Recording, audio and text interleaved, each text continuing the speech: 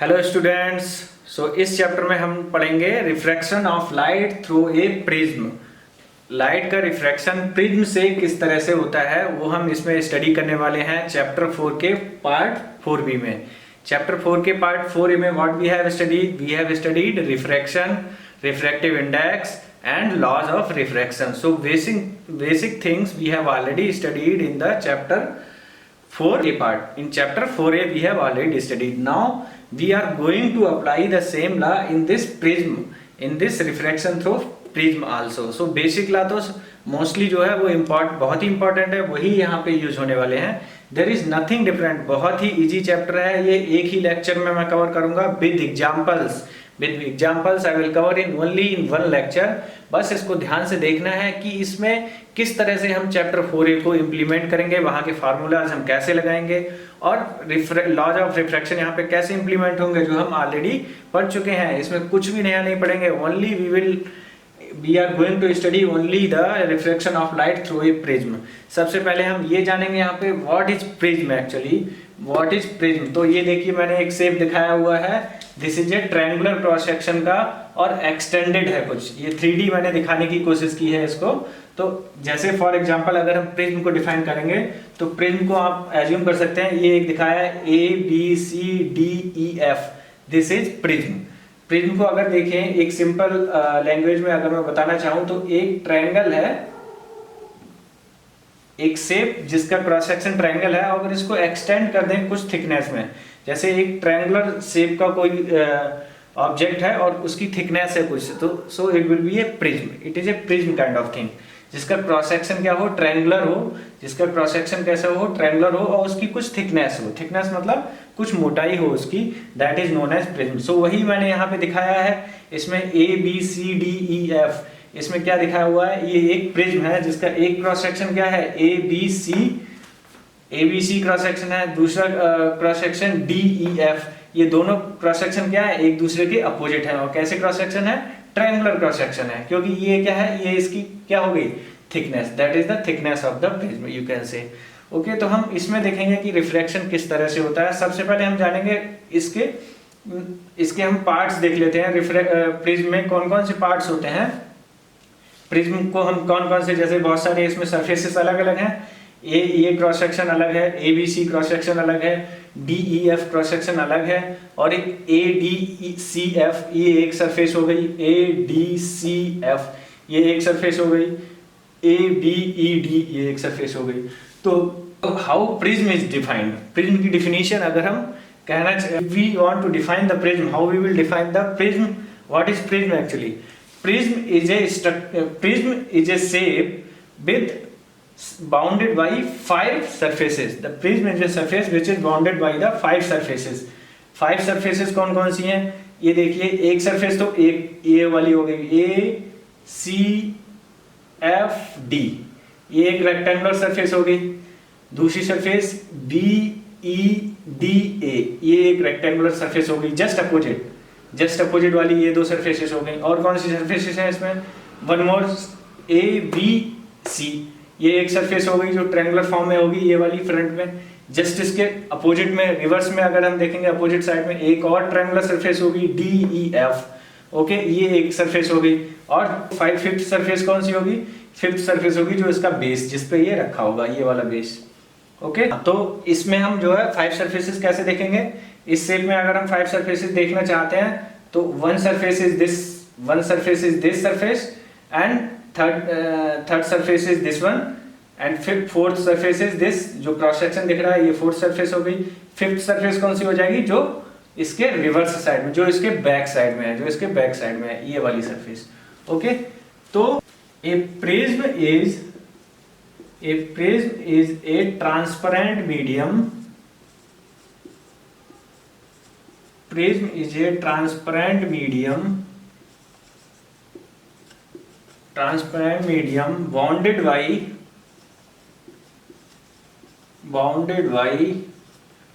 5 plane surfaces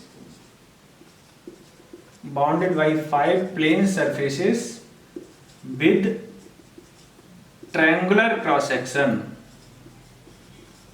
With triangular cross section. Okay, so what I was telling, there are five plane surfaces.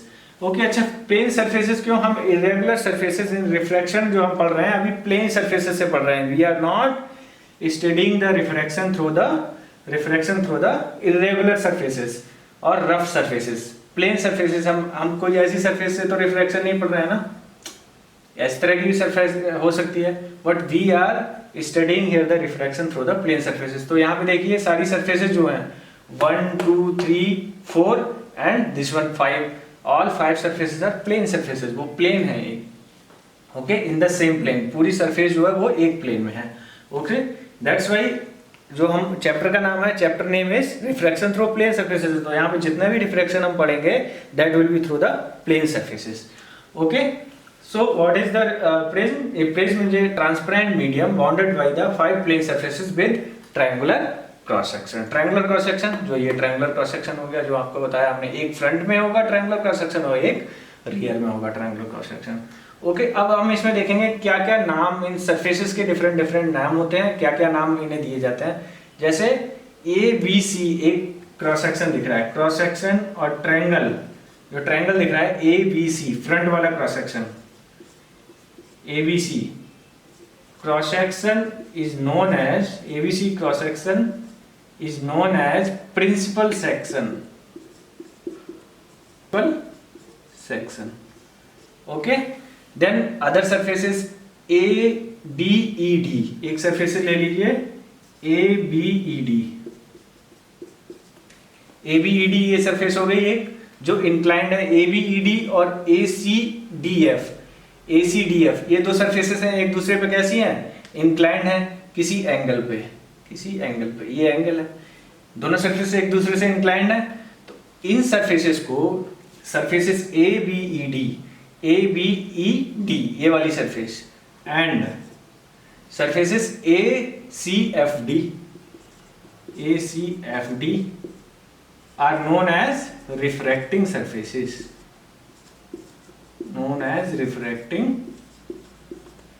Surfaces.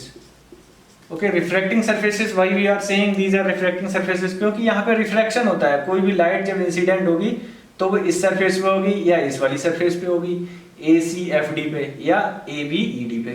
तो refraction will happen on these surfaces. That's why these surfaces are known as refracting surfaces. देखिए अगर हम आगे इसको study करेंगे same, जब हम prism पे किस तरह से रिफ्रैक्शन होता है, तो आप जहां भी देखेंगे प्रिज्म को हम 2D डायमेंशन में रे डायग्राम जो बनाएंगे it will be in 2D dimension. क्योंकि पेज पे और बोर्ड पे it is very difficult to make the 3D sketch. So that's why we will draw the 2D diagram, 2D ray diagram.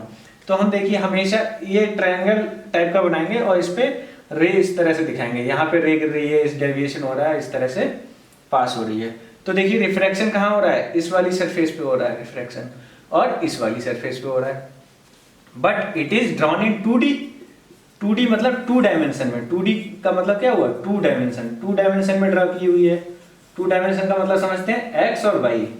Board पे I can draw only x and y. z direction पे मैं नहीं दिखा सकता ना. यहाँ पे z direction will be the vertical direction.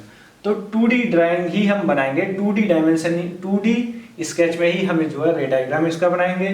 2D dimension में ही हम इसका रे डायग्राम बनाएंगे x और y में. इसीलिए अब देखिए इस पे जहां पे रिफ्रैक्शन हो रहा है, ये वाली क्या है? एक्चुअली ये लाइन नहीं है, दिस इज कंप्लीट सरफेस. कौन सी सरफेस है? ABED.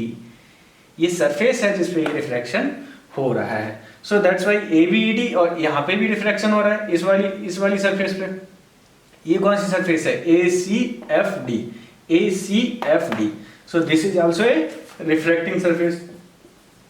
ये एक रिफ्रैक्टिंग सरफेस हो गई और ये एक रिफ्रैक्टिंग सरफेस हो गई. और you can say this is A refracting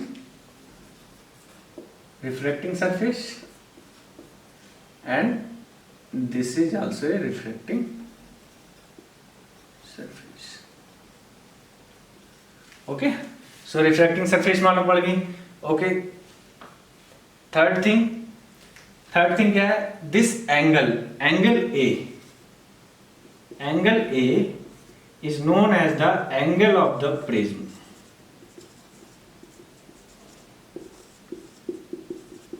prism का जो एंगल डिफाइन होता है वो इस एंगल से डिफाइन होता है। Angle of prism is also known as the inclination between the refracting surfaces।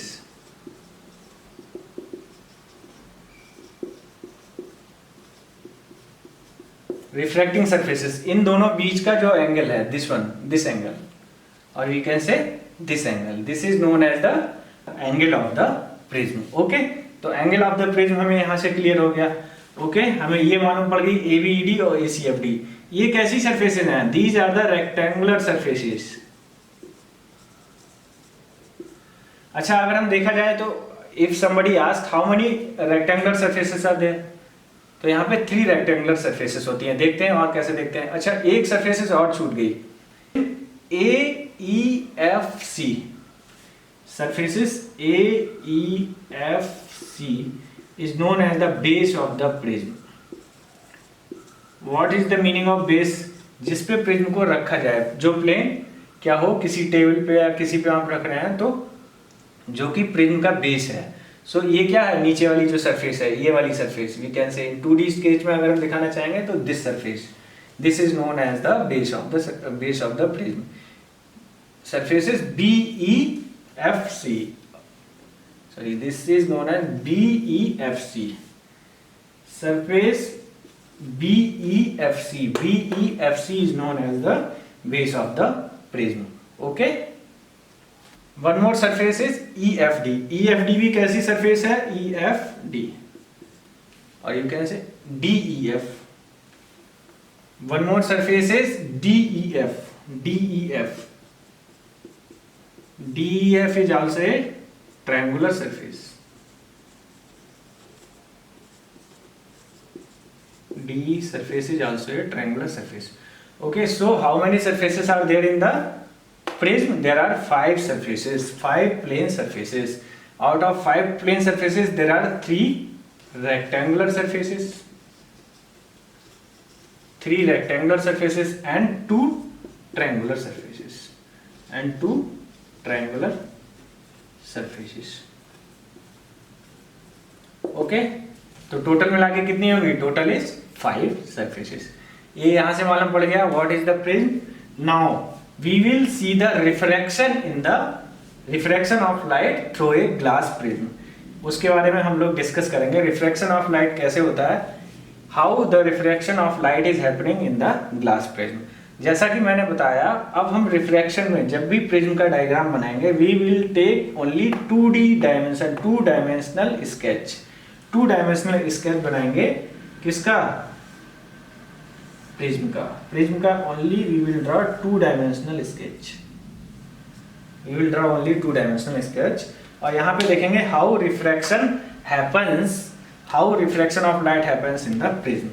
कोई भी प्रिज्म मान लीजिए, ये ABC क्या है? Principal section. Why we are calling this as a principal section? क्योंकि ये मेन सेक्शन था जिसमें हम ड्रॉ करते थे क्या? 2D sketch. 2D sketch prism का जो ड्रॉ करेंगे वो क्या करेंगे? Principal section is enough to draw the 2D sketch और to make the ray diagram.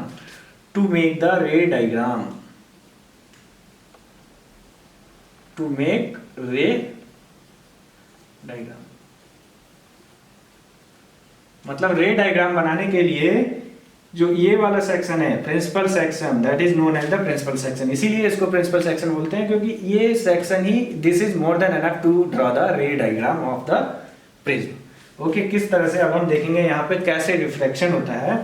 इसको बड़ा ध्यान से देखेंगे, इसमें कुछ नहीं है, वही लॉज लगने हैं। All the laws, same laws will be applicable whatever you have studied in the chapter 4 और 4A। 4A में जो हम लोगों ने पढ़ा हुआ है, same law will be applicable here. कुछ भी नया नहीं पढ़ेंगे, there is nothing new in this chapter. अब देखेंगे, now we will see how the reflection happens in the prism.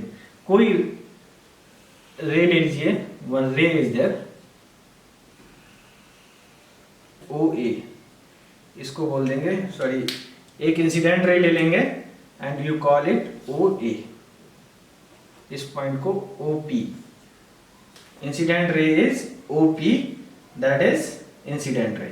अब क्या होगा, now the refraction will happen at the surface, किस सरफेस पे refraction will happen, A B E D, A B E D, A B E D surface पे refraction होगा। तो when the light travels from the rarer medium, rarer मतलब यहाँ पे क्या है, एयर है, और ये क्या है, ग्लास है, अंदर क्या है, ये ग्लास है, ये क्या है, glass, means now the light is travelling from air to glass. तो रिफ्रैक्शन कैसे होता था, स्नेल्स लॉ हम देखते थे, क्या है, the incident light will bend towards the normal, normal की तरफ बेंड कर जाएगी। तो नॉर्मल हम इस पॉइंट पे पहले ड्रॉ कर लेंगे, एक ये नॉर्मल ड्रॉ कर लिया, किस पे, पॉइंट पी पे, और सरफेस ए बी, जो ये क्या है, सरफेस ए बी पे परपेंडिकुलर एक ड्रॉ कर लिया, ठीक है। अब ये लाइट स्ट्रेट ना जाके, एक्चुअली इसको स्ट्रेट जाना चाहिए था, ऐसे, इसको ऐसे जाना चाहिए था, ऐसे ना जाके what will happen, it will bend towards the perpendicular, ये परपेंडिकुलर तरफ क्या हो जाएगी, बेंड हो जाएगी, it will bend towards the perpendicular. यही तो हमने पढ़ा था, when light travels from the rarer medium from air to glass, the incident ray after refraction it will bend towards the normal. अभी नॉर्मल की तरफ बेंड हो गई, इसको बोल दीजिए पी क्यू, इस रे को बोल दीजिए पी क्यू, ये पॉइंट क्या है, क्यू पॉइंट है, ओके। अब देखिए यहाँ पे अगेन क्या होगा, रिफ्रैक्शन होगा। अब कहां से जा रही है लाइट, ग्लास से एयर में, इधर भी क्या है, इधर भी एयर है, ये प्रिज्म है। अब ग्लास से एयर में जाएगी तो what will happen, again it will reflect, again refraction होगा, और इसको इस अगेन रिफ्रैक्शन होगा किस सरफेस पे, एसी पे। कहाँ पे रिफ्रैक्शन होगा, एसी पे, एसी पे रिफ्रैक्शन होगा, तो यहाँ पे again we will draw normal, normal हम ड्रॉ करेंगे।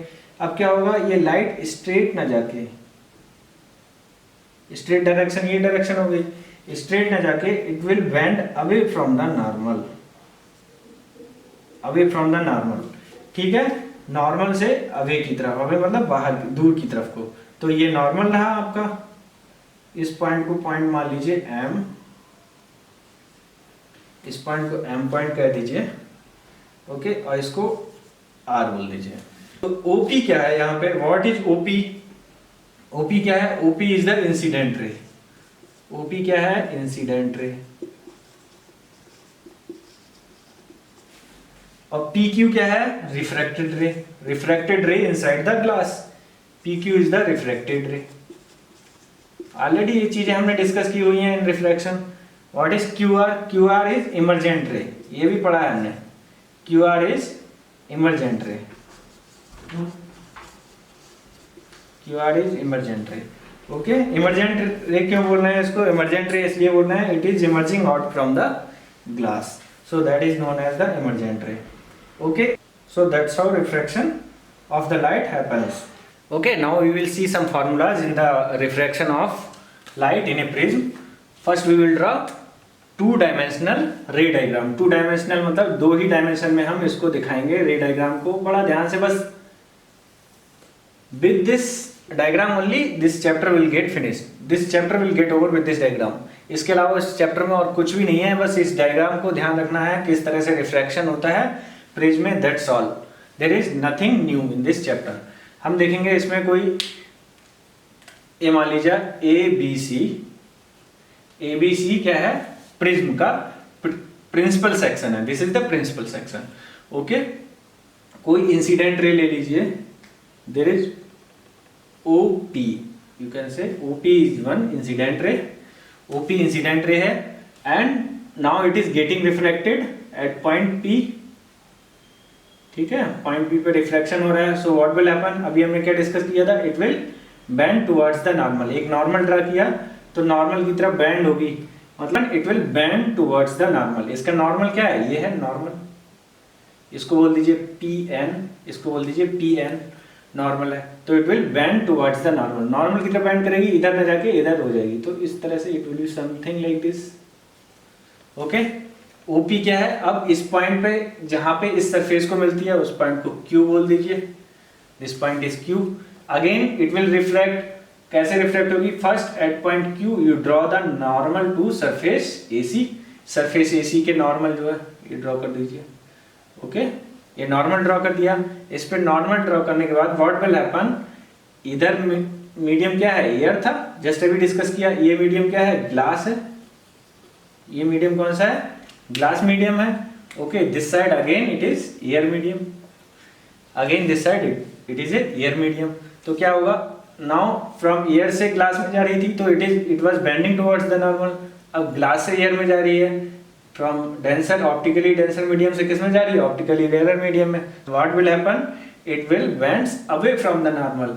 अवे मतलब it should go straight, actually straight जाना चाहिए था, but it will won't go straight, it won't go straight, it will bend away from the normal. ये away from the normal, normal से दूर की तरफ को, इसको बोल दीजिए Q R. The angle which incident ray, incident ray कौन सी है, ये वाली इंसिडेंट रे है। ये क्या है, इंसिडेंट रे, इंसिडेंट रे। पी क्यू क्या है, पी क्यू क्या थी, रिफ्रैक्टेड रे। अभी जस्ट पढ़ना,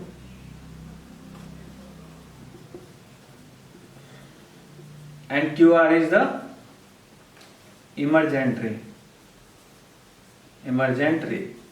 क्यू आर कैसी रे है, इमरजेंट रे।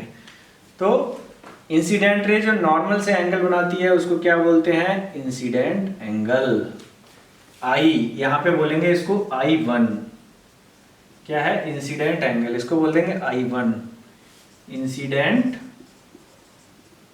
एंगल, क्या बोलेंगे, इंसिडेंट एंगल। ओके, अब क्या हो रहा है, now refraction is happening at this surface, surface AB पे रिफ्रैक्शन हो रहा है, it is bending towards the normal. ठीक है, तो ये नॉर्मल से जो रिफ्रैक्टेड लाइट एंगल बनाती है उसको क्या बोलते हैं, उसको बोलते हैं एंगल ऑफ रिफ्रैक्शन। उसको क्या बोलते हैं, एंगल ऑफ रिफ्रैक्शन। और यहाँ पे बोल देंगे वो कितना है, R1, कितना है, R1। So R1 is the angle of refraction, angle of refraction. Okay, ये एंगल ऑफ इंसिडेंट है, इंसिडेंस है, this is angle of refraction. अब क्या है, again it is getting refracted at plane AC, AC पे point Q पे refract हो रही है। तो ये जो एंगल है ये क्या है, इसके लिए इंसिडेंट एंगल है। यहां पे इसको रिप्रेजेंट करते हैं R2 से। R2 is the angle of incidence, angle of incidence at point Q। Point Q पे जो एंगल ऑफ इंसिडेंस है that is R2। Okay, now again refraction होने के बाद क्या है, it is getting away from the normal. Normal क्या है, नॉर्मल आपका ये है। तो नॉर्मल से जो एंगल बन रहा है, this angle is known as emergent angle I2, इसको रिप्रेजेंट करते हैं I2 से। इस I2 will be angle of emergence. Okay, ये हो गया कंप्लीट, एंगल ऑफ इमरजेंस मालूम पड़ गया। अब देखिए क्या है यहाँ पे, now we want to calculate the total deviation. Total deviation, पहले इंसिडेंट रे की जो डायरेक्शन है, incident ray direction is this direction. अब रिफ्रैक्शन के बाद उसकी डायरेक्शन कैसी हो जा रही है, इस तरह की। पहले OP डायरेक्शन थी, अब after refraction from the prism, पूरा कंप्लीट प्रिज्म से रिफ्रैक्शन है। अगर प्रिज्म से कोई रे पास होती है, इंसिडेंट रे, तो उसका रिफ्रैक्शन दो सरफेसेस पे होता है, एक इस सरफेस पे और एक इस सरफेस पे। तो देखिए रिफ्रैक्शन होने के बाद उसकी डायरेक्शन जो है QR, ये पूरी चेंज हो जा रही है। तो ये डेविएशन कितना होगा, that we want to calculate. Deviation मतलब पहले इसकी डायरेक्शन ये थी OP, तो अब क्या हो गई, OP से QR हो गई। Earlier this direction was OP, now the direction is QR। सो इस QR लाइन को पीछे की तरफ एक्सटेंड करेंगे तो इस पॉइंट पे कहीं पे मिलेगी जाके। ओके, इस पॉइंट को बोल दीजिए कुछ M, क्या बोल दीजिए, M पॉइंट बोल दीजिए, M पॉइंट बोल दीजिए। सो क्या है, ये कितनी डेविएट हो रही है, अपने पाथ से कितना टोटल डेविएट हो गई, इतनी डेविएट। इसको जाना चाहिए था इस डायरेक्शन में, लेकिन ये जाके इधर रही है इधर, तो कितना डेविएशन हुआ, ये डेल्टा, ये एंगल जो है ये डेविएशन हो गया, ये टोटल डेविएशन क्या हो गया, total deviation. So delta is known as the deviation, और you can say total deviation, total deviation from a prism. Incident ray through a prism, through a prism. Okay, देखिए हो गया। तो ये टोटल डेविएशन है। अब देखेंगे टोटल डेविएशन हम कैसे कैलकुलेट करेंगे। पहले देखिए फर्स्ट रिफ्रैक्शन में ये इसका डेविएशन कितना हो रहा है, इसको जाना चाहिए था इस लाइन में, ओ पी एम लाइन में जाना चाहिए था, बट ये डेविएट हो गई, ओ पी से पी क्यू हो गई, तो ये डेविएशन कितना हुआ, ये वाला इतना डेविएशन हो गया, ऐसे में जाके इधर जा रही है, तो इतना एंगल डेविएट हो गया, इसको बोल देंगे डेल्टा वन। ये डेविएशन क्या हो गया, delta one, delta one deviation at surface AC, AC surface पे जो रिफ्रैक्शन हो रहा है वहां पे डेविएशन कितना है, डेल्टा वन। अब देखिए again it is getting refracted, P Q line again it is getting refracted और रिफ्रैक्ट होकर किधर जा रही है, क्यू आर डायरेक्शन में जा रही है। तो ये रिफ्रैक्ट कितना हो गई अपनी डायरेक्शन से, इसको जाना चाहिए था इधर और जा रही है इधर, तो रिफ्रैक्शन हुआ इतना, this angle is delta two. Delta two is the deviation at surface, deviation at surface AC, and this is the deviation at surface, delta 1 is the deviation at surface AB. okay, delta 1 is the deviation at surface, यहाँ पे जो refraction की वजह से deviation हो रहा है, and delta 2 is the deviation at surface AC. okay, delta 2 देखिए, अगर delta 2 देखेंगे तो ये किस एंगल के इक्वल है, अगर देखेंगे तो इस एंगल के इक्वल है, नहीं है, ये अपोजिट एंगल हो जाएगा, ये एंगल और ये एंगल, ये वाला एंगल और ये वाला एंगल अपोजिट एंगल है, तो इस एंगल को भी डेल्टा टू बोल सकते हैं। ये एंगल जो है, this angle will be equal to this angle, these are opposite angles, तो डेल्टा टू हो गया। ओके, अब देखिए क्या करेंगे।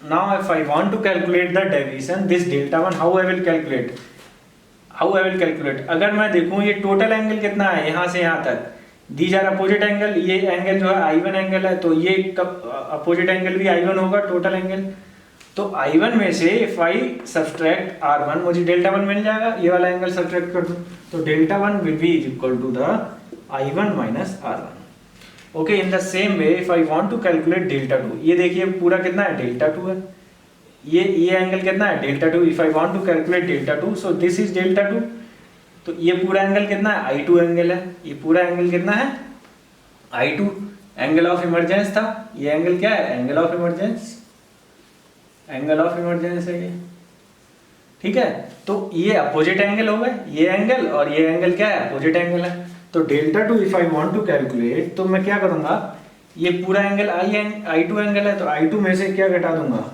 R2, तो मुझे डेल्टा टू मालूम पड़ गया।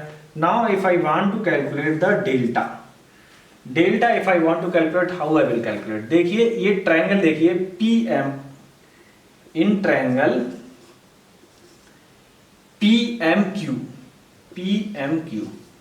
इन ट्रायंगल PMQ में देखिए जो एंगल बन रहा है, इन ट्रायंगल PMQ, इस ट्रायंगल में डेल्टा जो होगा वो इन इनर एंगल्स के सम के इक्वल होगा, delta one plus delta two, it will be equal to the delta is equal to delta one plus delta two. ये ट्रायंगल की हमने एक प्रॉपर्टी पढ़ी थी, अगर कोई ट्रायंगल है, फॉर एग्जांपल ये कोई ट्रायंगल है, ये ट्रायंगल है, and if you know this angle like delta, it will be sum of this angle delta one and delta two. Okay, same case यहाँ पे इस ट्रायंगल में देखिए, अगर आप ये एंगल कैलकुलेट करना चाहते हैं delta, it will be equal to the sum of delta one plus delta two, it is like a same, it will be the sum of delta one plus delta two. Okay, तो यहाँ पे delta one कितना है वो रख देंगे I1 minus R1, delta two कितना है I2 minus R2, so delta will be equal to I1 और I2 को एक जगह लेंगे, I1 प्लस I2, और R1 R2 को एक जगह माइनस कॉमन निकाल लेंगे, I1 minus R1 plus R2, so delta will be equal to the I1 plus I2 minus R1 plus R2। So ये फार्मूला यहाँ से ड्राइव हो गया। How will calculate the total deviation हम इस तरह से कैलकुलेट करेंगे।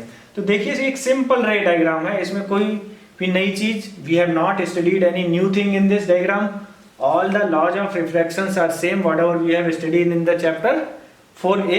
4A पार्ट में जो पढ़ा है सेम लॉ यहाँ पे अप्लाई हुए हैं, ठीक है। ये हमारा जो है डेरिवेशन यहाँ से निकल गया। ये बहुत ही इंपॉर्टेंट डेरिवेशन है, इसका बहुत यूज होगा आगे जाके। अभी इसमें ही हम इसका यूज करके अभी इसी को हम अप्लाई करेंगे। इस पे कुछ छोटे छोटे न्यूमेरिकल्स भी आते हैं इन फार्मूलाज पे, तो हम इसको याद रखेंगे। Total deviation of the incident ray through a prism, what we have calculated, total deviation of the incident ray through a prism. जो ओपी रे थी उसका टोटल डेविएशन कितना हो गया, delta we have calculated from here. अब क्या करेंगे हम इसको दूसरे फॉर्म में, now I want to write the same formula in different form. Different form में मतलब लिखना है तो मैं कैसे लिखूंगा, quadrilateral A P N Q, in quadrilateral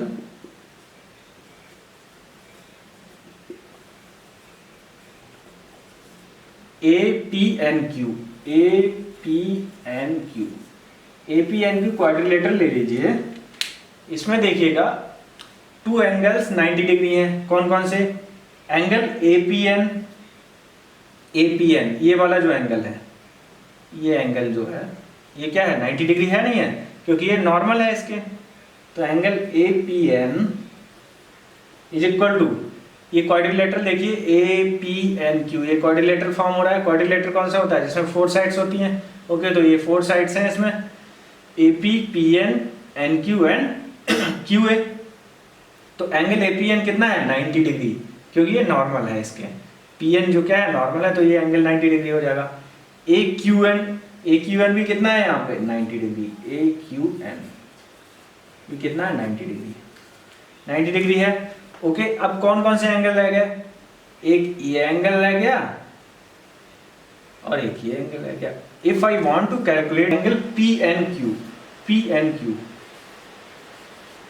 P N Q, ये वाला angle P N Q, if I want to calculate the angle P N Q, क्या होगा, देखिए ये मिलके एंगल ए पी एन और ए क्यू एन, 90 प्लस 90 180, तो यही हो गए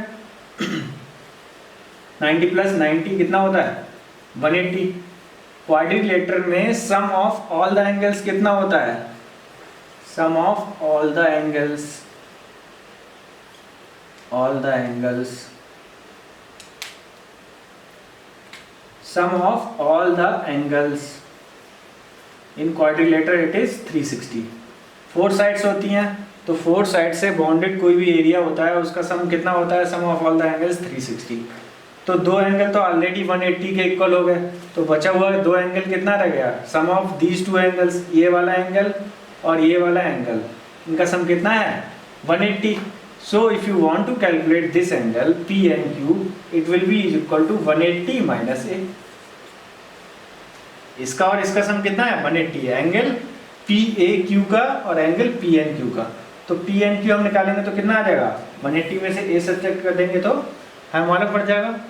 ओके, अब देखिए now you see in triangle PQN, in triangle PQN, triangle PQN में देखिए अगर हम इस एंगल को कैलकुलेट करना चाहते हैं तो क्या होगा, ये तीनों एंगल का सम कितना होता है, sum of 3 angles is 180, sum of 3 angles is in a triangle sum of all the angles are 180।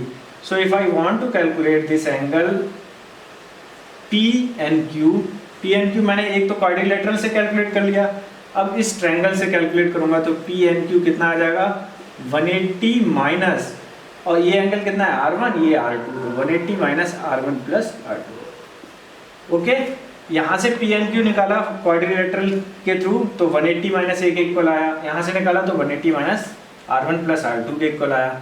दोनों को इक्वल कर सकते हैं क्योंकि दोनों सेम ही एंगल है, तो 180 माइनस ए, 180 से 180 कैंसिल आउट हो गया। ओके, माइनस माइनस ये प्लस हो गए, तो ए इज इक्वल टू कितना आ जाएगा यहाँ से R1 प्लस R2। ए की वैल्यू कितनी आ गई R1 प्लस R2। ए की वैल्यू, एक क्या है angle of prism, prism angle और angle of prism, it is R1 plus R2। अब इस फार्मूले को if I want to write in the different format कैसे लिख सकता हूँ? R1 plus R2 in place of R1 plus R2 I will write A। So the formula will become delta is equal to I1 plus I2 minus A। Now the total deviation will be is equal to I1 plus I2 minus A। ये formula बहुत important है, चाहे तो इस फार्मूले को याद रखिए, ये फार्मूला याद रख सकते हैं, delta is equal to I1 plus I2 minus A and A is equal to R1 plus R2। A is equal to कितना था? R1 plus R2। तो चाहे तो ये वाला फार्मूला याद रखिए और ये वाला फार्मूला याद रखिए, बहुत हार्ड सेम। ये फार्मूला कब यूज होगा? In any numerical, if you know the angle of prism, and if you know the I1 and I2, you can calculate the total deviation। ठीक है, sometimes in the numericals it will be given I1 I2 will be given and the angle of the prism is given। R1 R2 की value आपको नहीं मालूम होगी, तो हम क्या ये वाला फार्मूला कैलकुलेट लगा सकते हैं directly. We can apply this formula. तो ये वाला फार्मूला ज़्यादा इंपॉर्टेंट है, ज़्यादा यूजफुल है एज न्यूमेरिकल पर्पज। लेकिन इसमें भी कोई डिफरेंस नहीं है, बहुत हार्ड सेम। इसमें हमने कुछ भी नया अप्लाई नहीं किया है, सेम लॉज ऑफ रिफ्रैक्शन वही है। किस तरह से रे जा रही है, बेंड हो रही है, कहाँ पे बेंड होना है, कहाँ पे ये डेविएट होगी, कितना डेविएट होगी। अब क्या है, इसमें हम थोड़े से न्यूमेरिकल्स देखेंगे। तो हम एक छोटा सा न्यूमेरिकल देख लेते हैं। एग्जाम्पल 4 है आपके चैप्टर के एंड में। एग्जाम्पल 4 थोड़ा डिफरेंट है, इट इज़ इम्पॉर्टेंट क्वेश्चन। इससे बहुत सारी चीज़ें जो है क्लियर हो जाएंगी। बेसिकली जो है हमें रे डायग्राम जो है इसमें बनाना आना चाहिए। रे डायग्राम हम कैसे ड्रा करते हैं, दैट इज़ वेरी इंपॉर्टेंट। अगर आपको रे डायग्राम बनाना आ गया, if you know how refraction is happening at the each surfaces, this chapter is very easy.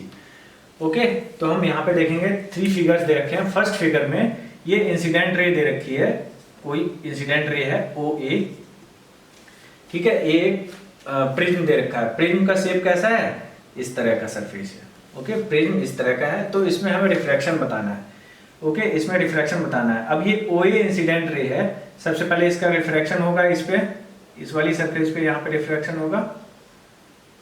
It will bend or not? It will bend or not at this surface? No, it will not bend. जो हमने conditions पढ़ी थी last वाले chapter में, क्या? When the light passes without deviation, when the light passes with no deviation. So हमने क्या conditions पढ़ी थी? नो डेविएशन की कंडीशन कौन कौन सी थी? उनमें से एक कंडीशन क्या थी? जब एंगल ऑफ इंसिडेंट क्या हो? 0। When the angle of incidence is 0, तो एंगल ऑफ रिफ्रैक्शन भी कितना होगा? 0। The light will pass undeviated, तो ये वही कंडीशन है सेम, क्योंकि यहाँ पे एंगल ऑफ इंसिडेंस कितना है? Angle of incidence is the angle between the normal and incident ray. Angle of incidence क्या होता है? Angle of incidence is the normal and incident ray के बीच में जो एंगल होता है। यहाँ पे इंसिडेंस रे ये है, नॉर्मल भी यही है, तो एंगल ऑफ इंसिडेंस कितना होगा? 0।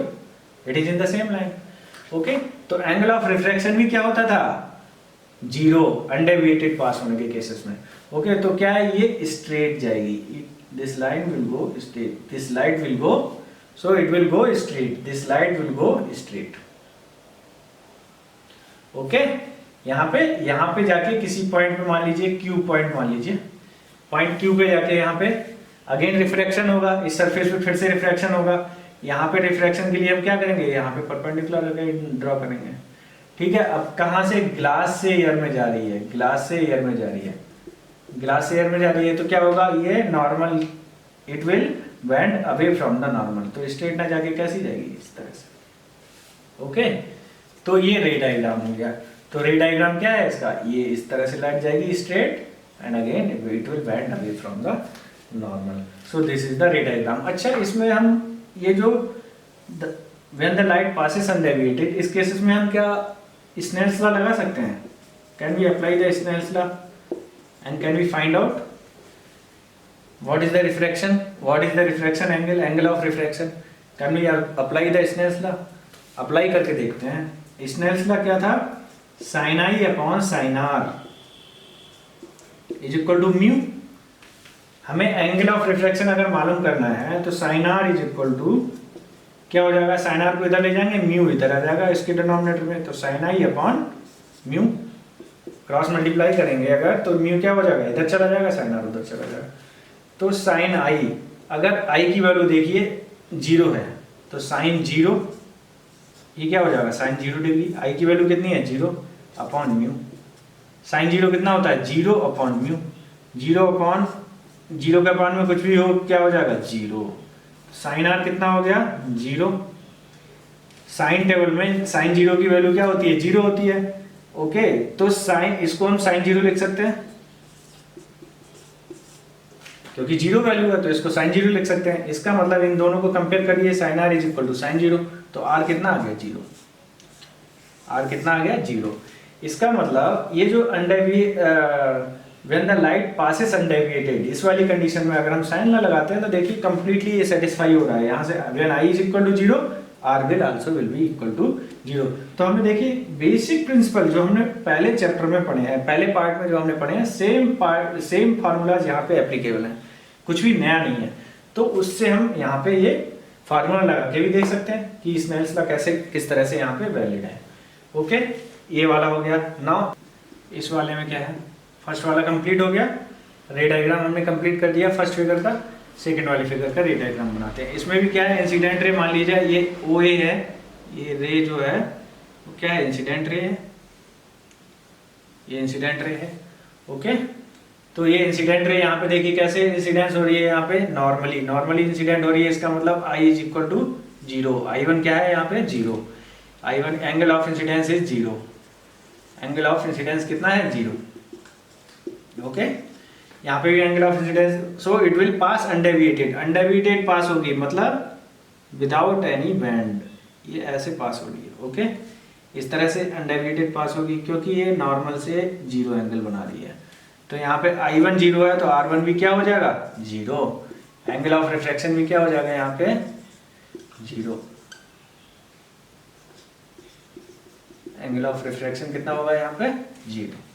ओके, तो यहाँ पे अगेन इस पॉइंट पे ये जाके स्ट्राइक करेगी, ओ ए है, यहाँ पे इस पॉइंट को बोल दीजिए पी पॉइंट बोल दीजिए। पी पॉइंट पे अगेन हम क्या करेंगे, नॉर्मल ड्रॉ करेंगे। हाँ, एक और चीज यहाँ पे क्या है, they have given the angle, this angle they have given 30 degree, और this side and this side is equal, this side and this side is equal. Okay, ये साइड इक्वल है, तो ये एंगल बता सकते हैं आप कितना होगा, ये वाला एंगल कितना होगा। Sum of all the angles in triangle is 180। कितना होता है, sum of all the angles in the triangle is 180। ये वाला 30 हो गया, तो बचे हुए दो एंगल कितने हो जाएंगे, 180 माइनस 30 150। बचे हुए ये वाला एंगल और ये वाला एंगल दोनों का सम कितना हो जाएगा, 180। ओके, अब ये वाली साइड्स और ये वाली साइड्स इक्वल हैं। किसी ट्रायंगल में अगर दो साइड्स इक्वल होती हैं तो उनके आमने सामने के जो एंगल भी क्या होते हैं, इक्वल होते हैं। मतलब एंगल, ये एंगल अगर इस ट्रायंगल को मान लें ABC, तो एंगल ABC जो होगा, ये वाला angle ABC will be equal to the angle ACB। Okay, ठीक है, दोनों एंगल इक्वल हो जाएंगे, मतलब 150 डिवाइडेड बाई 2। तो एक एंगल कितना हो गया, 75 डिग्री का। तो ये एंगल कितना हो गया, 75 डिग्री का। ये एंगल कितना हो गया, 75 का। ये वाला एंगल भी कितना हो गया, 75 डिग्री का। This angle is also 75 degree. तो यहाँ पे अगेन क्या होगा, रिफ्रैक्शन होगा पॉइंट पी पे। अब क्या होगी ये, it will went away from the normal, तो स्ट्रेट न जाके, ये इसको स्ट्रेट न जाके क्या होगा, अवे फ्रॉम द नॉर्मल, ऐसे करके वेंट हो जाएगी away from the normal, PR बोल दीजिए चाहे तो। ठीक है, तो इस तरह से हमने इसका रे डायग्राम बना देंगे। पहले स्ट्रेट जाएगी, फिर यहाँ पे स्ट्रेट जाएगी, फिर it will bend away from the normal.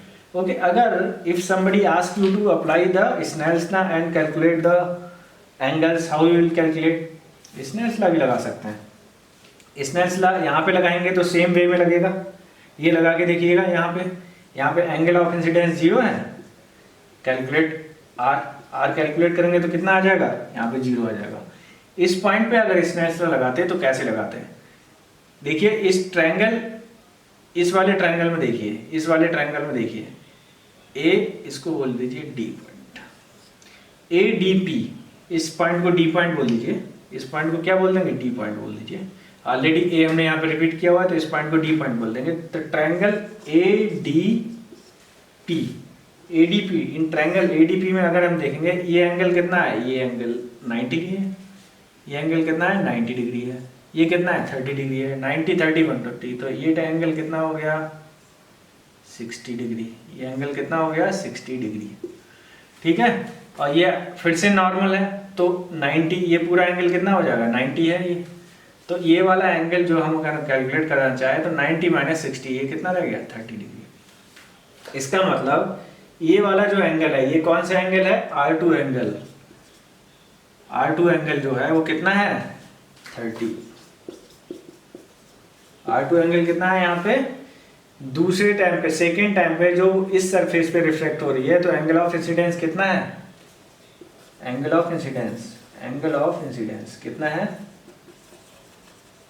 it is 30 degree, okay, it is 30 degree.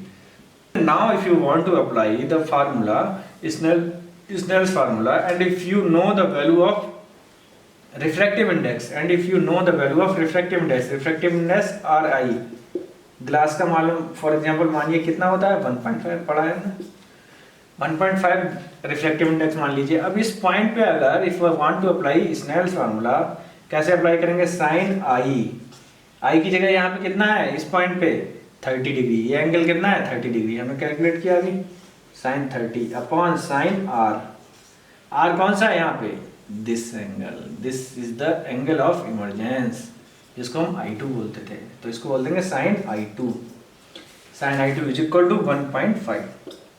बहुत इंपॉर्टेंट है, अगर हम सेम स्नेल्स लॉ इसमें अप्लाई करना चाहते हैं तो कैसे करते हैं, देखिए when you are doing preparation for IIT और JEE exams, these things are very important, your basics should be clear, there should be no doubt in the basics।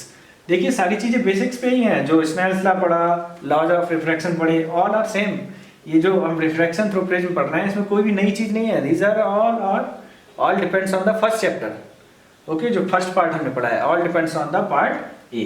तो पार्ट ए को बहुत ही ध्यान से पढ़ना है, उसके सारे फार्मूलेज हमें क्या है मेमोराइज होने चाहिए कंप्लीटली। तो यहाँ पे देखिए हमने स्नेल्स लॉ इसको लगाया है, स्नेल्स लॉ लगाने के बाद में देखिए sine I2 if I want to calculate, sine I2 if I want to calculate, I will do the cross multiplication, यहाँ पे देखूंगा तो क्या हो जाएगा, sine I2 is equal to sine 30 upon 1.5, जो रिफ्रैक्टिव इंडेक्स है, sine I upon sine R is equal to mu होता है। स्नेल्स लॉ क्या होता है, sine I upon sine R is equal to mu, तो म्यू हमें मालूम है 1.5 ग्लास का, ठीक है, वही फार्मूला हमने यहाँ पे अप्लाई किया। तो यहाँ पे साइन I2 जो है, sine I2 is equal to sine 30 की वैल्यू कितनी होती है टेबल से 1/2, इसको ऐसे ही 1.5 रहने देंगे, तो it will be 1/3, sine I2 will equal to 1/3।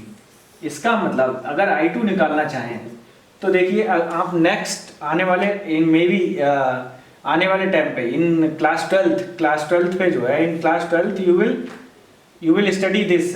अगर आपको I2 निकालना है तो राइट हैंड साइड में साइन को ले जाएंगे और ये हो जाएगा साइन इनवर्स 1/3, क्योंकि हमें जो साइन टेबल हम पढ़ते हैं कुछ ही एंगल्स के लिए मालूम होती है, हमें 0 डिग्री साइन 0 की वैल्यू मालूम है, we know sine 0, we know sine 30 degree, we know sine 45 degree, we know sine 60 degree, we know sine 90 degree, लेकिन हमें ये वैल्यू नहीं मालूम 1/3 कहाँ पे आती है, तो 1/3 वैल्यू के बारे में हमें नहीं आइडिया है किस पॉइंट पे आती है, तो हम उसको I2 को लिख लेंगे साइन इनवर्स 1/3। तो देखिए हमने ये क्या लगा दिया, स्नेल्स लॉ से ये चीज को प्रूव कर दिया। अच्छा, इस केस में if you want to draw the in the third case, now if you want to draw the ray diagram, इसमें स्नेल्स लॉ आप खुद लगा के देखिए, ओके, और अप्लाई करने के बाद सेम आप कैलकुलेट करके देखिए किस तरह से कैलकुलेट करेंगे। बट इस एग्जाम्पल में आपसे सिर्फ रे डायग्राम पूछा है, इतना they have not asked all these things, आप लोगों से ये सारी चीजें कैलकुलेट करने के लिए उन्होंने नहीं पूछा है, बट आपकी नॉलेज के लिए मैं आपको इसलिए पढ़ा रहा हूँ क्योंकि जब आप IIT और JEE की प्रिपरेशन करेंगे तो आपको बेसिक ही लगाने हैं, may be they will ask such kind of questions in your exams, तो किस तरह से हम लोग अप्लाई करेंगे और किस तरह से कैलकुलेट करेंगे इस तरह, इसीलिए that's why I am telling all these things. तो यहाँ पे हम रे डायग्राम इसका बनाएंगे, तो यहाँ पे रे डायग्राम बनाने के लिए सबसे पहले इस साइड पे क्या करेंगे, नॉर्मल ड्रॉ करेंगे, नॉर्मल ड्रा करेंगे तो क्या होगा, it will bend towards the normal, it is going from rare medium, rare मतलब एयर से कहाँ जा रही है, glass, rare medium to the denser medium, it will bend towards the normal, normal की तरफ बेंड हो गई है, okay, it will bend towards the normal. Again you draw the normal here, यहाँ पे रिफ्रैक्शन होगा, अगेन रिफ्रैक्शन होगा तो क्या होगा, it will bend away from the normal, straight ना जाके away from the normal, okay. तो जो रे डायग्राम होगा वो क्या होगा, ये रे डायग्राम आपका बन गया फॉर दिस प्रिज्म, ओके। ये वाला एंगल भी इसमें क्या होगा, 45 डिग्री होगा, ओके। आपको if you want to calculate you can calculate if you know this angle, if you know, for example, if you know this angle, okay, so this is your ray diagram। so ये example बहुत ही important example है, इसको ध्यान से देखिए। Most of the आपके जो है फार्मूलाज और पुराने फार्मूला जो स्नेल्स लॉ पढ़े आपने वो भी यहाँ पे रिवाइज हो गया, ओके। तो बहुत ही अच्छा एग्जांपल है, इसको मैंने थोड़ा सा एडिशनली कुछ चीज़ आपको ये बढ़ाई है, लेकिन बहुत ही काम की चीज़ है, इस आपको ध्यान रखिए। स्नेल्स लॉ कैसे अप्लाई करते हैं कहीं भी अगर आपको अप्लाई करना हो तो how you are going to apply the Snell's law in the prism, okay, okay। now in this part we will study the factor affecting the angle of deviation। now in this part we will study the factors affecting the angle of deviation। angle of deviation का जो हमने formula पढ़ा था, delta is equal to I1 plus I2 minus A, और delta is equal to I1 plus I2 minus R1 plus R2, okay. So delta जो क्या था वो था डेविएशन। अब ये डेविएशन किस किस पे डिपेंड करता है या कौन कौन से फैक्टर्स इसको अफेक्ट करते हैं, that we will study here now, okay. तो इसमें फर्स्ट थिंग है angle of incidence, how it depends on the angle of incidence, जो आई बोलते हैं। एंगल ऑफ इंसिडेंस इसको कैसे इफेक्ट करता है वो हम देखेंगे। The material of the prism, prism का जो मटीरियल क्या है, मतलब मटीरियल क्या है, इसका मतलब क्या है, रिफ्रैक्टिव इंडेक्स। हर मटीरियल के लिए रिफ्रैक्टिव इंडेक्स क्या रहता है, सो हर एक के लिए क्या है, the material will be different, the refractive index for different material it will be different, okay। then the angle of the prism, angle of the prism क्या था, a, जो हमने कैलकुलेट किया था, a is equal to R1 plus R2 जो हमने calculate किया था, okay। उस पर कैसे डिपेंड करता है, and the color or the wavelength of light, wavelength of light या कलर पे कैसे डिपेंड करता है क्या, angle of deviation, okay। that we will see here। first thing angle of incidence, how it depends on the angle of incidence। इसके लिए सबसे पहले हम जो है क्या देखेंगे, एक्सपेरिमेंटली इसको वेरीफाई किया गया, experimentally how this deviation is changing on the incidence. इसके लिए एक देखा गया, ग्राफ बनाया गया, एंगल ऑफ इंसिडेंस को जो है हॉरिजॉन्टली डायरेक्शन में लिया गया, एंगल ऑफ इंसिडेंस है ये आई,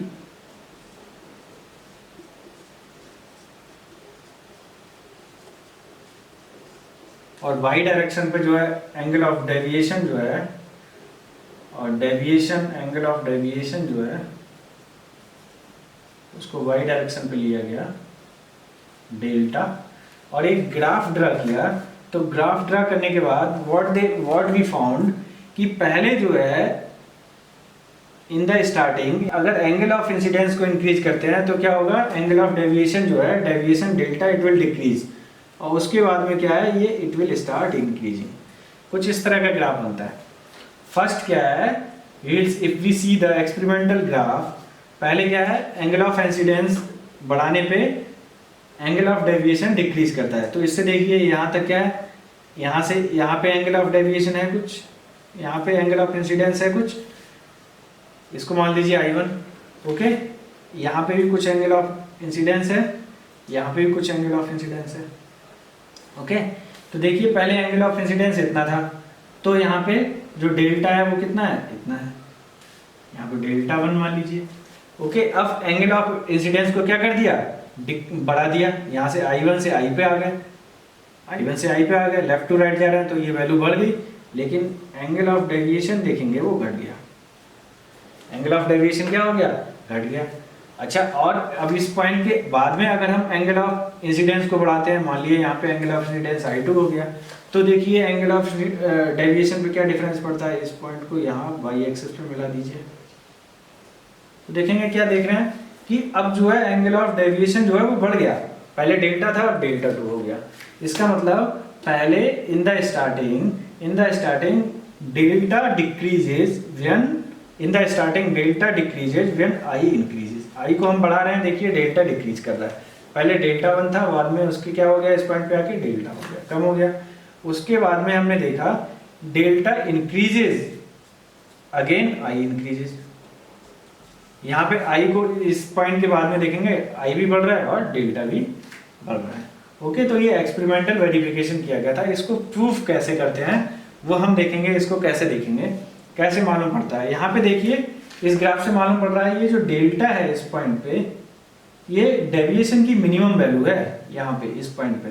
तो इस डेविएशन को बोलते हैं यहाँ पे minimum deviation, delta minimum, minimum deviation. अब ये मिनिमम डेविएशन हम यहाँ से कैलकुलेट भी करेंगे। किस तरह से कैलकुलेट किया जाता है, सबसे पहले क्या देखेंगे, वही सेम हम 2D स्केच एक बना लेते हैं इसका प्रिज्म का, एंड एक इंसिडेंट रे है जो इस पे इंसिडेंट हो रही है प्रिज्म पे।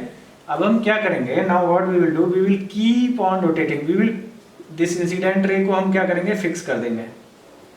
Incident ray we will keep it fix. अब we will rotate the prism, prism को हम रोटेट करेंगे, मतलब अभी प्रिज्म इस तरह से है, फिर इसको थोड़ा सा रोटेट करेंगे, थोड़ा सा रोटेट करने के बाद इस कंडीशन में मान लिया आ गया ये prism, now this is the prism. तो क्या है, पहले एंगल ऑफ इंसिडेंस कितना था, ये एंगल ऑफ इंसिडेंस है। इस केस में एंगल ऑफ इंसिडेंस क्या करेंगे, तो इस पॉइंट पे नॉर्मल अब डिफरेंट हो जाएगा, एंगल ऑफ इंसिडेंस चेंज हो जाएगा। तो we will keep the incident ray fixed and we will keep on rotating the prism. Prism को क्या करेंगे, हम स्लोली स्लोली रोटेट करेंगे और हम रे डायग्राम बनाएंगे। पहले रे डायग्राम इस तरह का था, आफ्टर दैट क्या होगा, अगर आपने रे को ऐसे ही रखा हुआ है, now your prism is like this, now your prism is like this, तो क्या होगा, अब यहाँ पे परपेंडिकुलर ड्रा करेंगे और फिर से इस रे डायग्राम यहाँ पे बनाएंगे। अब ये रे डायग्राम आ गया। ओके, सो ये एंगल पहले जो बाद में बन रहा है ये एंगल डिफरेंट होगा, और ये एंगल जो यहाँ पे बन रहा है ये एंगल डिफरेंट होगा। तो हम पर्टिकुलर हर एक एंगल पे क्या करेंगे, हम रे डायग्राम बनाएंगे। रे डायग्राम बनाने के बाद में we will calculate the delta. यहाँ पे देखेंगे डेल्टा 1 कितना आया, यहाँ पे डेल्टा 2 कितना आया, हर एक एंगल पे। बहुत सारे हम एंगल्स पे क्या करेंगे, we will calculate the value of deviation, delta 3, delta 4, बहुत सारे हम एंगल मेजरमेंट लेंगे, इंसिडेंट एंगल, और उस पर क्या करेंगे, we will calculate the total deviation, angle of deviation.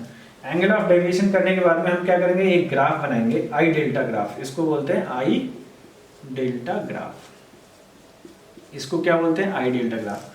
जब हम आई डेल्टा ग्राफ बनाते हैं तो हमें कुछ इस तरह का मिलता है ये graph. At one point this angle of deviation is minimum. At one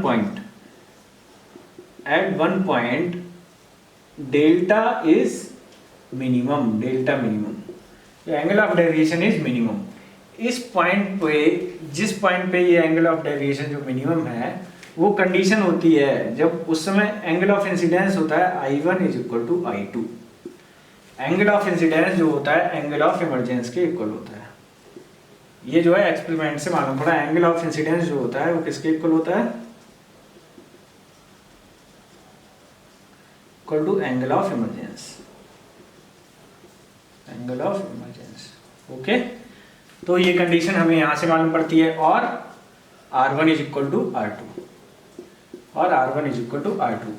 तो उस पॉइंट पे जहां पे I1 is equal to I2 है, where I1 is equal to I2, at that point the angle of deviation is minimum. Angle of deviation will be minimum at point I1 is equal to I2.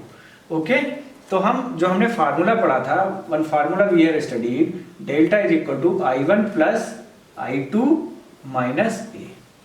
Okay, we have studied this formula. Now in case of minimum deviation, in case of minimum angle of deviation, minimum angle of deviation, minimum angle of deviation की condition क्या थी, I1 is equal to I2। इसको मान लीजिए I1 is equal to I2, दोनों किसके equal है, I के। तो इस फार्मूले में I1 is equal to I2 is equal to I रख दीजिए, तो delta is equal to I plus I minus A, and delta इस पॉइंट में क्या है, मिनिमम होगा। तो इसको बोल देंगे डेल्टा मिनिमम, इसको बोल देंगे delta minimum is equal to I plus I 2i minus A. तो ये आपका जो है मिनिमम डेविएशन का फार्मूला हो गया किसी एंगल ऑफ, ये पर्टिकुलर एंगल ऑफ इंसिडेंस, देखिए ये किसी एक पर्टिकुलर एंगल ऑफ इंसिडेंस पे भी वो पॉइंट होता है। Only for one angle of incidence, only for one angle of incidence the delta will be equal to the delta minimum. देखिए ये पॉइंट क्या है, एक ही पॉइंट है ना, एक ही पॉइंट पे ये जो है डेल्टा मिनिमम है। तो उस एंगल ऑफ इंसिडेंस पे only for one angle of incidence delta will be equal to the delta minimum. तो ये फर्स्ट कंडीशन हो गई। ओके, अब देखेंगे द सेकंड फैक्टर क्या है, the material of the prism, how the material of the prism affects. It is found that if the material of the prism means refractive index, if the refractive index of any prism increases, the angle of deviation delta also increases. Second case में क्या है, second factor में if the refractive index mu increases, the delta also increases. If you see there the delta for the delta means angle of deviation for the flint glass. flint glass एक type का glass होता है, okay, जिसका refractive index जो होता है वो ज्यादा होता है, ठीक है। It is more than the crown glass, the angle of deviation for the flint glass is more than the crown glass. Crown glass जो होता है एक तरह का ग्लास होता है जिसका रिफ्रैक्टिव इंडेक्स जो होता है कम होता है, ओके। तो इस तरह के क्वेश्चंस भी आपकी एक्सरसाइज में दिए गए हैं एंड पूछे भी जाते हैं एग्जाम्स में। The angle of deviation of the flint glass is more और angle of deviation of crown glass is more. तो किसका ज्यादा होता है, angle of deviation for the flint glass is more compare to the crown glass. Why? Because the refractive index of the flint glass is more than the refractive index of the crown glass, okay. तो ये second factor हो गया जो angle of deviation को कैसे effect करता है, okay. Third factor देखेंगे angle of the prism. Angle of the prism भी जो है it is found that if the angle of the prism increases, if the angle of the prism increases, angle of the prism पता है क्या होता था, बताया था हमने, this is known as the angle of prism. अगर ये प्रिज्म है कोई, this is the principal section of the prism, तो ये जो एंगल है इसको बोलते हैं angle of the prism. So if the angle of the prism increases, if the angle of the prism increases, angle of deviation also increases. ये जो symbol मैं दिखाता हूँ ये अपर की डायरेक्शन में है, इसका मतलब increasing direction. In the third case, in the fourth case, how the colour और wavelength of a light affects.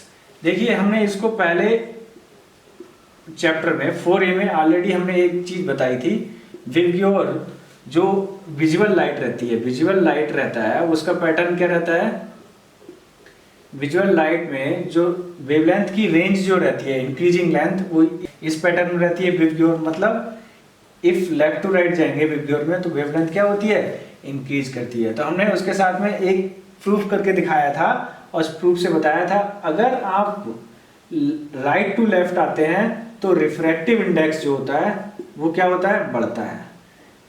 मतलब refractive index means refractive index of violet color, refractive index of violet color is more than the refractive index of red color।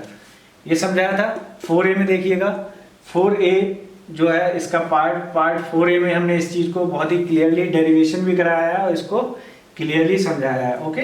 तो refractive index of the violet colour it is more than the refractive index of the red colour, okay. If refractive index is more, तो ये वाला formula लगेगा, जिसका refractive index ज्यादा deviation will also more. So refractive index if it is more, angle of deviation, the angle of deviation for the violet colour will be more than the red colour. So what happens if the colour और wavelength of the light, wavelength of the light, wavelength change होगी तो क्या होगा, refractive index change होगा। Light colour हमने ये पढ़ा था, रेड कलर के लिए जो होता है वो रिफ्रैक्टिव इंडेक्स डिफरेंट होता है और वायलेट कलर के लिए रिफ्रैक्टिव इंडेक्स डिफरेंट होता है, ओके। तो if the refractive index increases, तो ये वाला यहाँ फिर अप्लाई कर देंगे इसको। If the refractive index increases, यहाँ से देखा था ना, if the refractive index increases delta increases, ये ऑलरेडी प्रूफ हो चुका था। तो इसको देखेंगे रिफ्रैक्टिव इंडेक्स इंक्रीज करता है तो डेल्टा इंक्रीज कर रहा है, एंगल ऑफ डेविएशन इंक्रीज कर रहा है। तो रिफ्रैक्टिव इंडेक्स जो होता है वायलेट का ज्यादा होता है रेड के कंपैरिजन में, जो एंगल ऑफ डेविएशन होगा वो वायलेट का ज्यादा होगा इसके रेड के कंपैरिजन में। ओके, तो ध्यान रखिए कभी कभार in the examination they will ask what are the factors affecting the angle of deviation. So there are 4 factors affecting the angle of deviation: angle of incidence, the material of the prism, refractive index, angle of the prism is A, and color of the wavelength or color of the color, you can say color or wavelength of the light. color क्यों बोल रहे हैं? क्योंकि हर एक light के लिए wavelength different है, तो उसका if the color of the light is different means wavelength will be different. That's why color or wavelength of the light, if the color is different wavelength will be different. Okay, यहाँ से exercise के 3 numericals हैं, यहाँ पे हम और discuss कर लेंगे. यहाँ से सारे कॉन्सेप्ट आपके क्लियर हो जाएंगे, जो भी हमने फार्मूले पढ़े थे वो सारे क्लियर हो जाएंगे.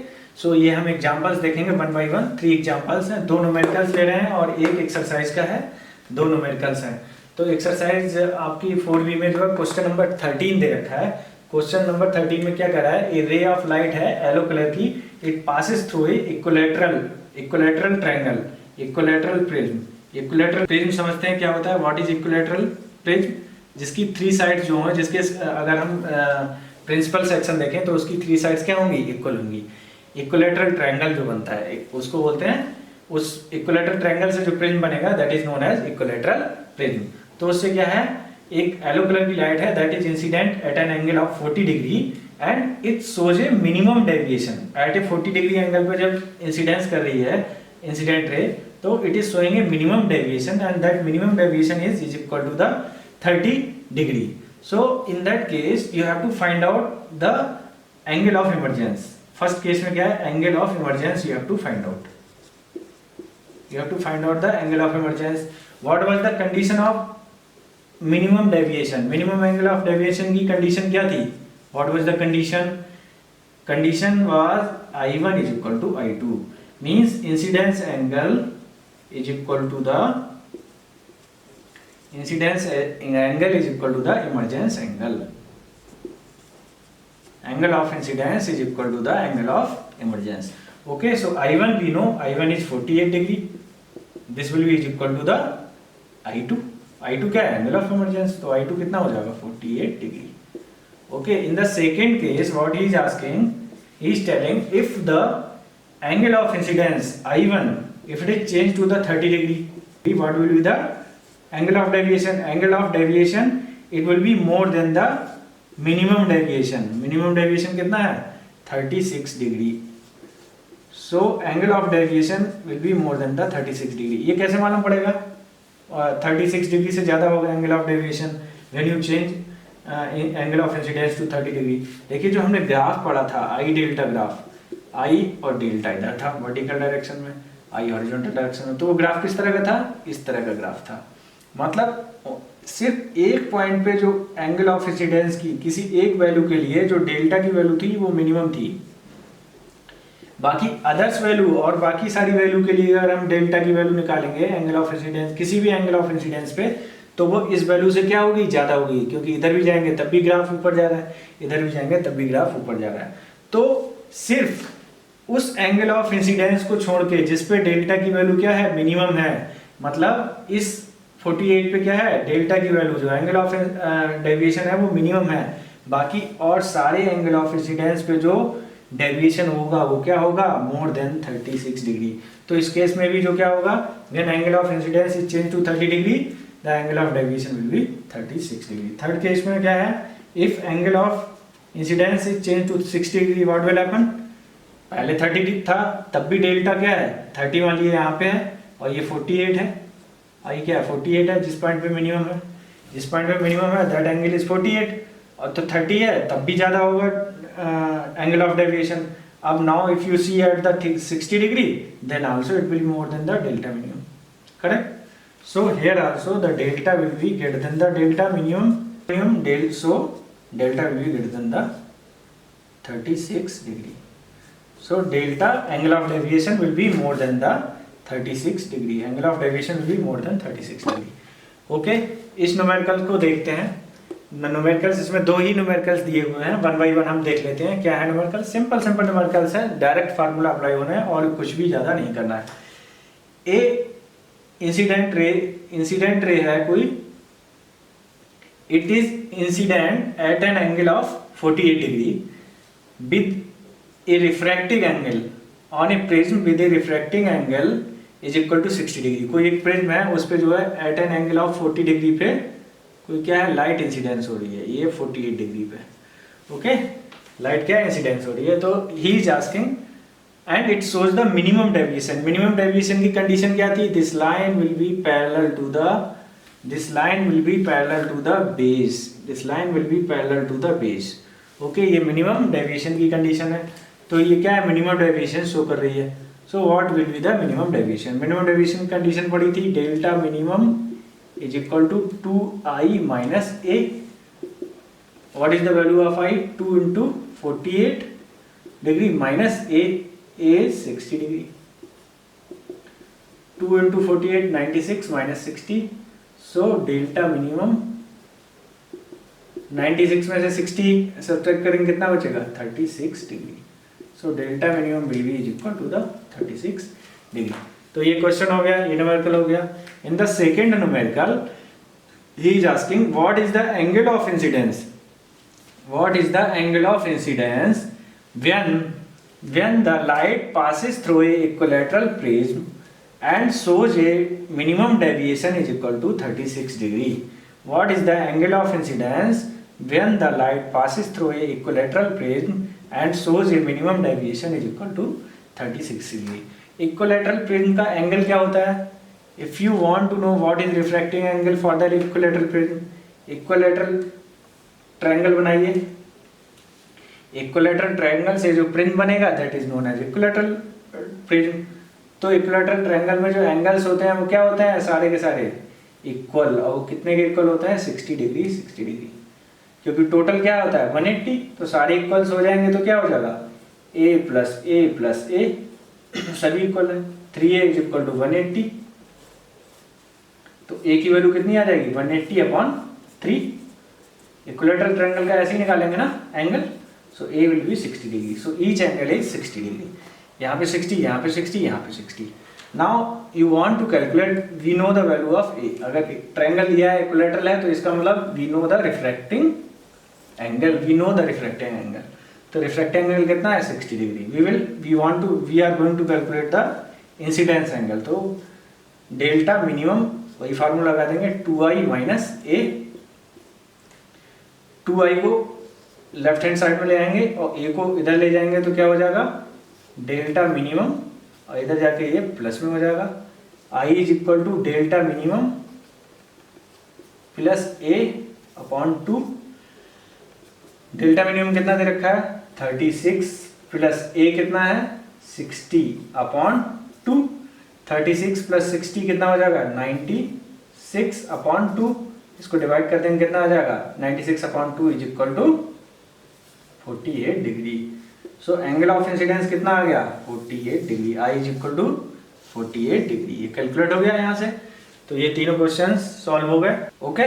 तो इस चैप्टर में इससे ज्यादा और कुछ भी नहीं है, there is nothing more in this chapter, okay. तो सिंपल फार्मूलेज हैं, इसके अलावा उसमें कुछ भी नहीं है। मोस्टली मैंने न्यूमेरिकल्स जो टफ थे यहाँ पे करा दिए हैं, बस फार्मूला याद रखिए कौन कौन सा, जो डेल्टा का फार्मूला है और डेल्टा मिनिमम का फार्मूला है। डेल्टा का जो फार्मूला क्या था, delta is equal to I1 plus I2 minus R1 plus R2, ये फार्मूला था, इसको याद रखिए। या फिर ऐसे ही बोल सकते हैं I1 plus I2 minus A, okay. दूसरा फार्मूला डेल्टा मिनिमम का जो फार्मूला हमने पढ़ा था उसको याद रखिएगा। Delta minimum is equal to क्या था 2i माइनस a, इसको याद रखिएगा, ओके, 2i माइनस a। हाँ, इसके बाद में एक छोटा सा आपको होमवर्क के लिए आपको एक छोटा सा मैं न्यूमेरिकल देता हूँ। एक रे डायग्राम आपको बनाना होगा, ठीक है। दो इक्विलैटरल ट्रायंगल हैं और दोनों इक्विलैटरल ट्रायंगल को जो है, दोनों इक्विलैटरल ट्रायंगल को क्या है इस तरह से रखा गया है कि उनके बेस जो है एक दूसरे के पैरेलल है, ओके। इस केस में रे डायग्राम बनाना है। एक इंसिडेंस रे है, इंसिडेंट रे है, वो किसी एंगल पे यहाँ पे इंसिडेंट हो रही है, स्ट्राइक कर रही है पहले वाले प्रिज्म को। तो draw the ray diagram for this condition, okay. ये वाला आपको करके दिखाना है, this is homework for you. Ray diagram बनाना मैंने सिखा दिया है किस तरह से रिफ्लेक्शन होता है। तो इसके साथ ही this chapter is completed. Now in the next lecture we will discuss about the critical angle and the total internal reflection. Total internal reflection क्या होता है, what is the total internal reflection and the critical angle, उस चीज को हम next lecture में discuss करेंगे। अब बाकी के जो नेक्स्ट 2 चैप्टर हैं वो एक ही एक लेक्चर में, in a single lecture I will finish it. आपका 4B ये कंप्लीट हो गया एक लेक्चर में, now we have finished. 4C भी हम एक लेक्चर में फिनिश कर देंगे और 4D भी एक लेक्चर में फिनिश कर देंगे। सो 2 मोर लेक्चर्स और आपको लाइट को फिनिश करने के लिए आपको देखने पड़ेंगे। ठीक है, पसंद आई हो तो लाइक और सब्सक्राइब जरूर कीजिएगा। Okay, thank you students.